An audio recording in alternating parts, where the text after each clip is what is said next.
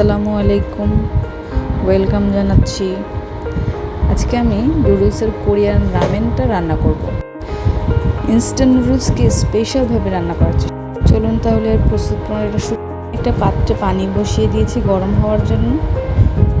এখানে আমি এক একে ভেজিটেবলের প্যাকেটটা এবং নুডলসের প্যাকেটটা দিয়ে দিলাম। দিয়ে কিছুক্ষণ এটা সিদ্ধ হওয়ার জন্য রেখে দেব। তারপর সামান্য পরিমাণ লবণ, একটি কাঁচামরিচ দিয়ে এটা রান্না করে নেব। আর নুডলসের সাথে যে ইনস্ট্যান্ট মশলাটা ছিল সেটা আমি এখানে দিয়ে দিলাম এবং ভালোভাবে নেড়ে দেব।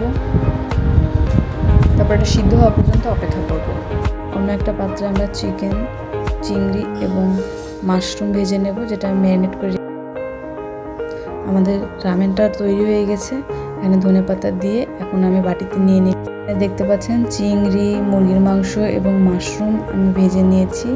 এখন আমি একটা ডিম পোচ করে এখানে দিয়ে দেব। সিদ্ধ দিলেও হয়, কিন্তু আমার পোচটাই বেশি ভালো লাগে।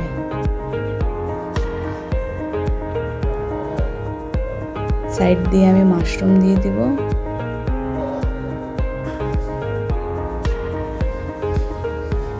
তারপরে দিয়ে দেব চিংড়ি আর চিকেন।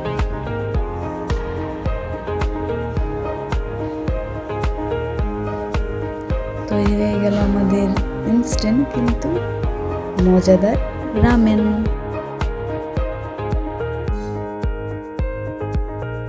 এখন আমার স্পেশাল চিলি সসটা এখানে দিয়ে দেব, যেটা রামেনের স্বাদ বহুগুণে বাড়িয়ে দেবে।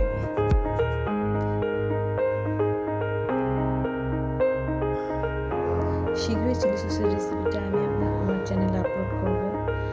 সেজন্য আমার রেসিপিটা যদি আপনাদের ভালো লেগে থাকে, প্লিজ আমার চ্যানেলটি সাবস্ক্রাইব করুন।